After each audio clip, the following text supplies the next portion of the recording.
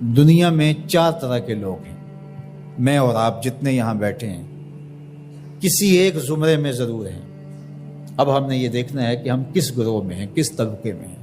فرمایا عبد رزقہ اللہ مالا و علما، پہلا وہ شخص جس کو اللہ نے مال بھی عطا کیا ہے، علم و شعور بھی عطا کیا ہے، فہم و ادراک کی دولت بھی عطا کی ہے۔ فہو یتقی فیہ ربہ، اور وہ اللہ سے ڈرتا ہے، علم جو دیا گیا ہے تو تقوی اس کی زندگی کا حصہ ہے، وہ مال کے معاملے میں بہت محتاط ہے۔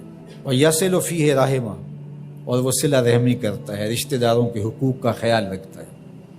وَيَعْلَمُ لِلَّهِ فِيهِ حَقًّا، اور جانتا ہے کہ اس مال میں اللہ کا حق کیا ہے، اس کی زکوٰۃ بھی نکالنی ہے، عید آئی تو فطرانہ بھی نکالنا ہے، حج کا موسم ہے تو قربانی بھی پیش کرنی ہے، ضرورت مند حاجت مند میری دہلیز پہ آئیں سوال کریں تو میں ان کے سوال کو پورا بھی کرنا ہے، جو مانگتا ہے اس کو بھی دینا ہے، جو عزت نفس کی وجہ سے مانگ نہیں سکتا لیکن ضرورت ہے اس کی، میں ڈھونڈ کے اس کی دہلیز تک پہنچنا ہے۔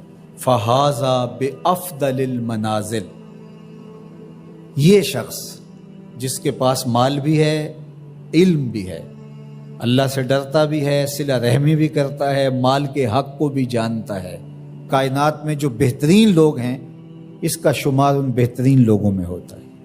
وَعَبْدٌ رَزَقَهُ اللَّهُ عِلْمًا، دوسرا وہ شخص جس کو اللہ تعالیٰ جل شانہ نے علم عطا کیا، وَلَمْ يَرْزُقْهُ مَالًا، لیکن اس کے پاس مال و دولت نہیں ہے، فَهُوَ صَادِقُ النِّيَّةِ، لیکن بڑا سچی نیت کا شخص ہے۔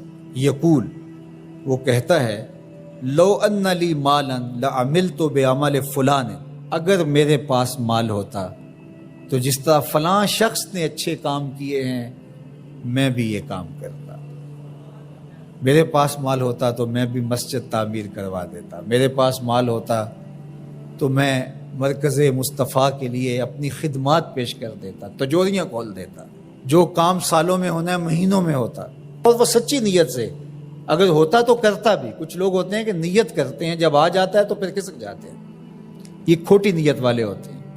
جب مال آتا ہے تو کہتے ہیں نہیں اس مال سے اور مال بنائیں گے پھر مال دیں گے، کچھ لوگ یہ سوچتے ہیں۔ بعد میں تھوڑے سے پیسے آئے وہ کہتے ہیں بس اس سے اور کاروبار کریں گے، پھر اور پیسے ہم ایک بار اشارہ کر دیں گے، اور وہ ساری زندگی کر نہیں پاتے، اور جنہیں نصیب ہوتا ہے وہ مزدوری کے پیسوں سے بھی 4 آنے پیش کر دیتے۔ اللہ اکبر۔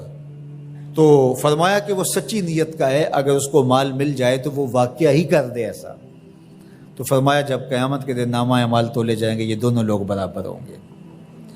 تیسرا شخص حضور نے ارشاد فرمایا وَعَبْدٌ رَزَقَهُ اللَّهُ مَالًا وَلَمْ يَرْزُقْهُ عِلْمًا، تیسرا وہ شخص جس کے پاس مال بہت سارا ہے لیکن علم و شعور نہیں ہے، جہالت کی وجہ سے، علم نہ ہونے کی وجہ سے مال کو صحیح جگہ پہ خرچ نہیں کرتا، اور رب سے ڈرتا بھی نہیں ہے، رشتہ داروں کے ساتھ سلوک بھی اس کا کوئی اچھا نہیں ہے، مال نے اس کو مغرور بنا دیا ہے، اور مال کے حق کو بھی نہیں جانتا، اس مال کو خرچ کہاں کرنا ہے یہ بھی نہیں جانتا۔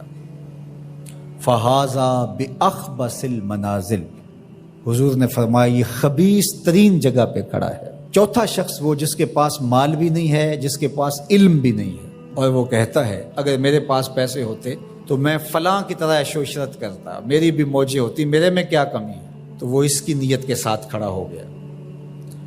فَوِزْرُهُ مَا سَوَاءٌ، اللہ کے محبوب فرماتے ہیں گناہ میں یہ برابر ہیں، یہ بھی اسی کی منزل میں ہے۔ اب میں اور آپ یہ دیکھیں کہ ان 4 میں سے ہم کوئی ایک ضرور ہیں، ہم کہاں کھڑے ہیں۔ اگر پہلی 2 منزلوں میں ہیں، پہلے 2 طبقوں میں ہیں تو شکر کا سجدہ کیجئے، اور اگر دوسرے 2 طبقوں میں ہے تو توبہ کرنے میں دیر نہ کیجیے، رجوع اللہ کیجیے۔ اللہ اکبر۔ تو اللہ کی راہ میں مال خرچ کرنا یہ خوش نصیب لوگوں کا مقسوم ہوا کرتا ہے۔ خلاصہ ہے پورے قرآن کا سورہ الفاتحہ، جو سارے مضامین ہیں پورے قرآن میں وہ سمٹ کے سورہ فاتحہ کے اندر آ گئے ہیں۔ تو اس کا آغاز اللہ کی حمد سے ہو رہا ہے، الحمدللہ، تمام خوبیاں اللہ کے لیے، کسی کے اختیاری حسن پر، کسی کے اختیاری جمال پر جو ثنا کی جاتی ہے، ستائش کی جاتی ہے، اسے حمد کہا جاتا ہے۔ کچھ خوبیاں اختیاری نہیں ہوتی، غیر اختیاری ہوتی۔ اگر کسی کا رنگ سفید ہے، نقوش تیکھے ہیں اور اس کی آنکھیں نرگسی ہیں، اس کے دیگر اعضاء کا توازن بڑا اچھا ہے، تو یہ اس کا اپنا کمال نہیں ہے۔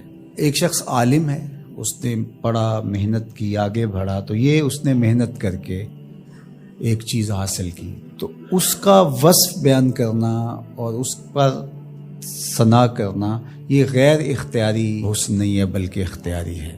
تو کمال وہ ہوتا ہے جو چیزیں اختیاری ہوں۔ تو اللہ جل شانہ کی حمد اس لیے کی جاتی ہے کہ اس کی چیزیں، اس کا حسن غیر اختیاری نہیں ہے، وہ اس کا اختیاری ہے۔ اللہ اکبر۔ تو کسی کے اختیاری حسن پر تعریف حمد کہلاتی ہے، اور اگر وہ نعمت کے مقابلے میں ہو تو وہ حمد شکر کہلاتی ہے، اور اگر نعمت کے مقابلے میں نہ ہو تو اس کو حمد کہا جاتا ہے۔ حضرت کعب احبار رضی اللہ تعالی عنہ فرماتے ہیں کہ الحمد کی تفسیر ثناء اللہ ہے، اللہ کی ثنا، اللہ کی تعریف۔ اور حضرت ضحاک بن مزاحم نے اس کا ترجمہ کیا ہے الحمدللہ رداء الرحمن، یہ رحمان کی چادر ہے۔ جس طرح چادر زینت دیتی ہے اور وقار کی علامت ہوتی ہے، اور اہل عرب کندھے کے اوپر چادر ڈال کر کے جو ہے وہ ایک خاص ان کی حیت ہوتی ہے۔ یہاں گرمی سردی سے بچاؤ کے لیے چادر لی جاتی ہے، لیکن عرب میں چادر جو ہے وہ زینت کے لیے لی جاتی ہے، اور وہ آپ نے دیکھا ہوگا کہ عرب علماء یہاں کندھے پہ چادر رکھتے ہیں، تو وہ زینت کے لیے ہوتی ہے، ضرورت کے لیے نہیں ہوتی۔ تو اس لیے یہاں جو رداء الرحمن کہا گیا ہے، تو الحمد رحمان کی زینت ہے، وقار کی چادر ہے۔ ثنا کی جتنی بھی قسمیں اور جتنی بھی صورتیں ہیں وہ اللہ کے لیے، وہ ڈائریکٹ تعریف کی جائے تب بھی اللہ کی، انڈائریکٹ تعریف کی جائے پھر بھی اللہ کی ہے۔ یعنی پھول کو کہا جائے کیا خوب پھول ہے تو پھر بھی اللہ کی تعریف، اور کہا جائے سبحان اللہ پھول کو دیکھ کر پھر بھی اللہ کی تعریف، پاکیزگی اللہ کی بولی جا رہی ہے۔ اور اگر اس کی درزوں کو، اس سے مہکتی نکلتی خوشبو کو، اس کے رنگوں کا جمال اور اس کی لطافت دیکھ کر کے کہ واہ کیا کھلا ہوا شگفتہ گلاب ہے، تو آپ گلاب کی تعریف کر رہے ہیں لیکن خالق گلاب کی تعریف کر رہے ہیں، یہ انڈائریکٹ تعریف۔ تو خوبی کی جتنی بھی صورتیں ہیں، چاہے وہ ڈائریکٹ ہو، چاہے وہ انڈائریکٹ ہو، چاہے وہ قولن ہو، رویتن ہو، فعلن ہو، جس طرح ہو، اللہ کے لیے ہے۔ اس کی تم کیوں خوبیاں بیان نہیں کرو گے؟ الحمدللہ رب العالمین، وہ تمام جہانوں کو پالنے والا۔